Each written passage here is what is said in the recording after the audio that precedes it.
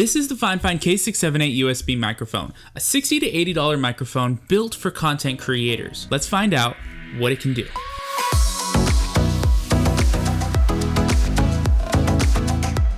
What is good, everybody? My name is Anthony. If this is the first time to the channel, welcome. On this channel, I do things all about technology. So if you enjoy things about technology, hit that subscribe button, hit the like button, and turn on that bell so you don't miss a single video.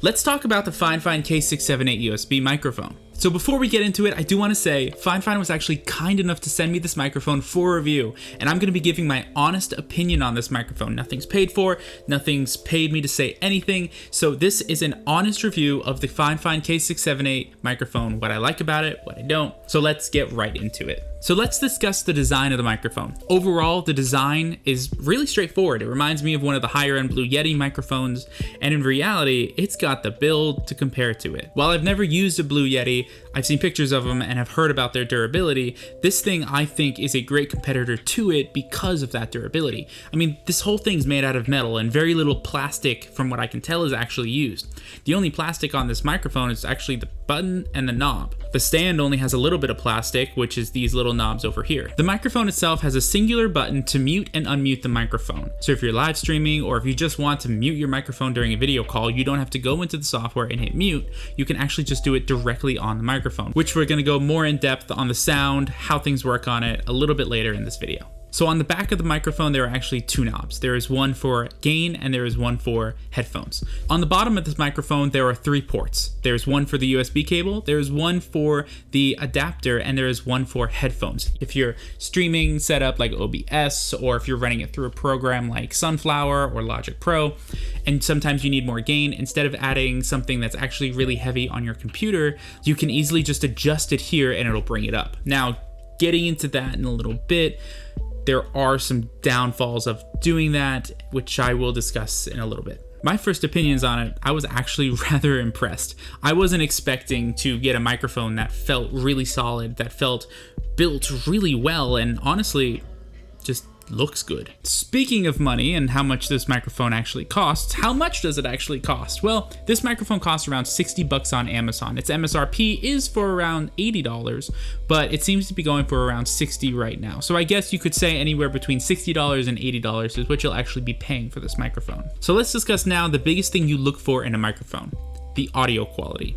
There's a few things about this microphone that I enjoy, and then there's a few things I really don't like about it and think you should definitely know about. Let's talk about the good stuff first. The good things about this microphone is it's easy to use. The setup process, which we're gonna get into a little bit later, is really easy to work with and extremely user-friendly. The microphone itself sounds pretty good. It has a little bit of frequencies that I'm not a big fan of, but nothing that an EQ really can't take out. And you've actually been listening to the FiFine microphone this entire video. So the gain is very simple, which I want to discuss because honestly, I'm not a big fan of it.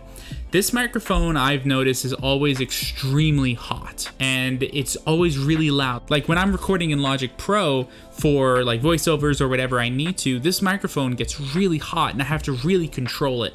Same thing with Discord. I pump this gain up on the back just a little bit on accident. It is like ear rape sometimes. So personally, the concept of this microphone seems to be for streamers who have the microphone a little further away from them compared to people like me who would actually use it much closer, kind of like this situation, or even for Zoom calls. It just feels way too hot, which is easy to control in your settings on the microphone. And in reality, it's not too big of a deal, but I did want to let you know about that first. There's also a few things I want to try with this, some ambient noise when you're gaming, when you're streaming, or anything like that. So we're gonna do some microphone sounds just of keyboards, of mice, of you typing, of hitting on the table you can hear, and just we'll test that out real quick. So starting with a keyboard noise as about where it would be if you were to have the microphone set up, we can see that right here is just something very simple.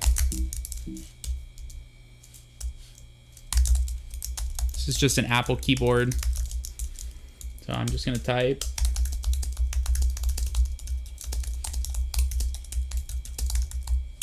So that's a little bit of the ASMR of the keyboard. Now let's hop over to the mouse, which is going to be in the same about position as the keyboard is, so you can actually hear how it sounds. And again, this is just a regular old Apple mouse.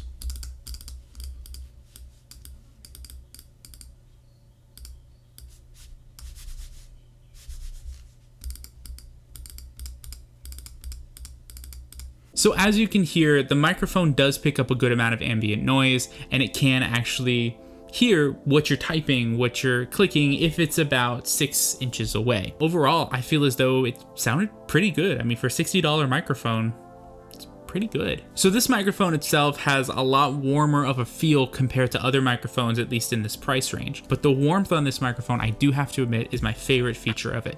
It sounds like a really high-end microphone for a quarter of the price. So now that you've heard this microphone, I've kind of discussed about the audio of this microphone, and you're possibly wanting to purchase it.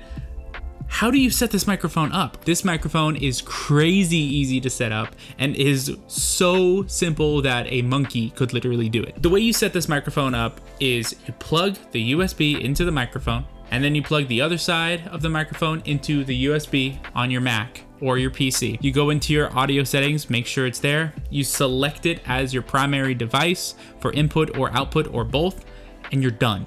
That is it. That is all you have to do to set this microphone up.